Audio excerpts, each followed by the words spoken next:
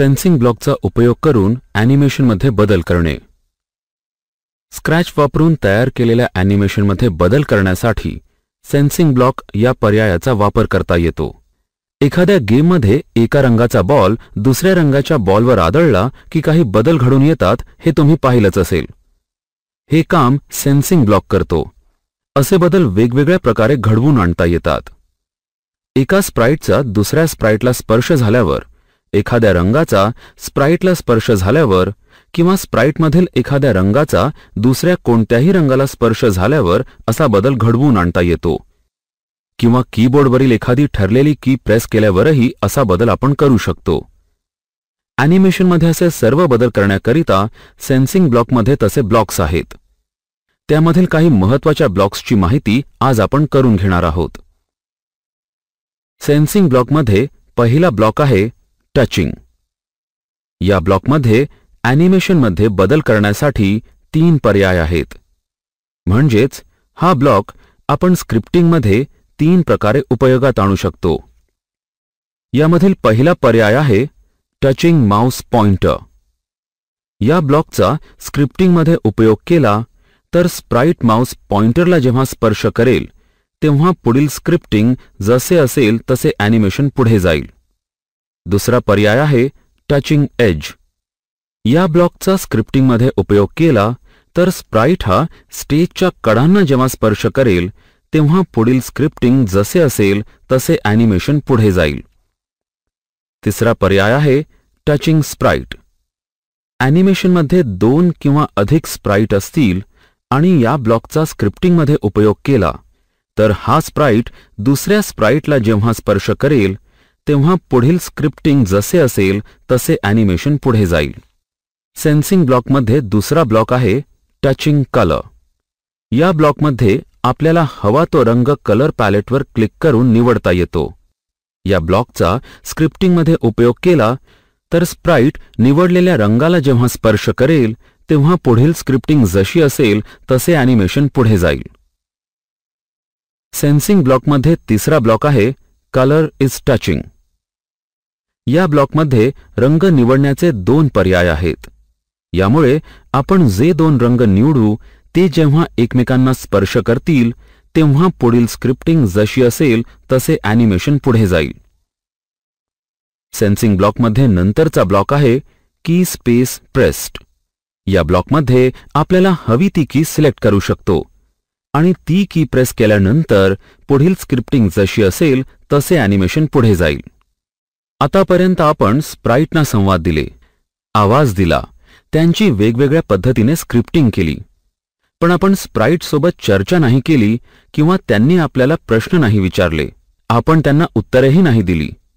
पण जर असे करावायचे असल्यास करता येईल का? हो, आपण स्प्राइटसोबत या सर्व गोष्टी करू शकतो.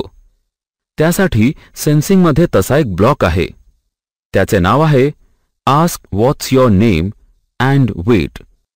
हा ब्लॉक जर स्क्रिप्टिंगमध्ये समाविष्ट केला आणि स्प्राइटने विचारायचे प्रश्न व्हॉट्स युअर नेम येथे क्लिक करून टाईप केले तर ॲनिमेशन सुरू केल्यानंतर स्प्राइट आपल्याला प्रश्न विचारतो आणि आपल्या उत्तराची वाट बघतो. मग या जागेमध्ये आपले उचित उत्तर टाईप करावे लागते.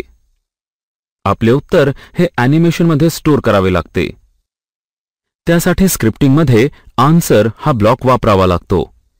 या ब्लॉकचा स्क्रिप्टिंगमध्ये उपयोग केल्याने आपण जे उत्तर देतो ते उत्तर आन्सर हा ब्लॉक स्टोअर करतो आणि पुढील स्क्रिप्टिंगसाठी त्याचा आपल्याला ॲनिमेशनमध्ये बदल करायला उपयोग होऊ शकतो.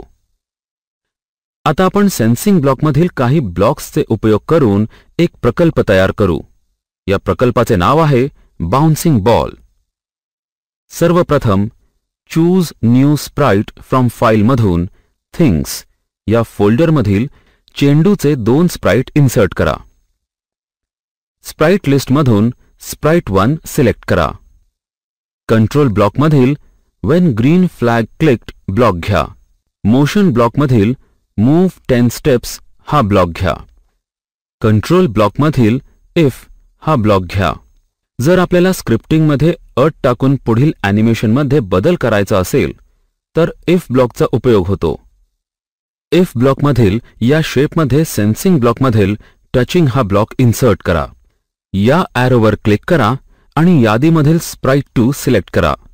म्हणजेच स्प्राइट 1 हा स्प्राइट 2 ला जेव्हा स्पर्श करेल तेव्हा ॲनिमेशनमध्ये काय बदल अपेक्षित आहे त्यानुसार स्क्रिप्टिंग करावी लागेल.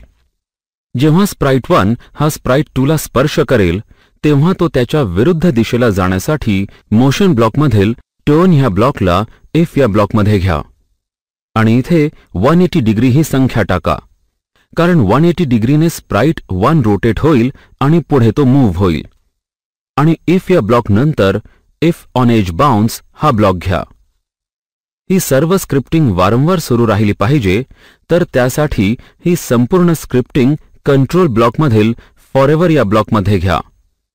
स्क्रिप्टिंग स्प्राइट 1 साठी होती तशीच स्क्रिप्टिंग आपल्याला आता स्प्राइट 2 साठी सुद्धा करावी लागेल. पण ही सर्व स्क्रिप्टिंग पुन्हा करायची गरज नाही. ही संपूर्ण स्क्रिप्टिंग क्लिक अँड ड्रॅग करा आणि स्प्राइट लिस्टमधील स्प्राइट 2 वर ठेवा. ही सर्व स्क्रिप्टिंग स्प्राइट 2 मध्ये पण कॉपी होईल. तर त्या स्क्रिप्टिंगमध्ये आवश्यकतेनुसार बदल करण्याकरिता स्प्राइट 2 सिलेक्ट करा. त्याच्या स्क्रिप्टिंगमधील इफ या ब्लॉकमध्ये इन्सर्ट केलेल्या टचिंग या ब्लॉकमध्ये स्प्राइट 2 हा पर्याय दिसेल. तर या ॲरोवर क्लिक करा आणि यादीमधील स्प्राइट 1 सिलेक्ट करा. म्हणजेच स्प्राइट 2 स्प्राइट 1 ला जेव्हा स्पर्श करेल तेव्हा तो सुद्धा 180 डिग्रीने रोटेट होईल आणि तो पुढे मूव्ह होईल. प्रकल्प पाहण्यासाठी ग्रीन फ्लॅगवर क्लिक करा आणि हा प्रकल्प तुमच्या फोल्डरमध्ये सेव्ह करा.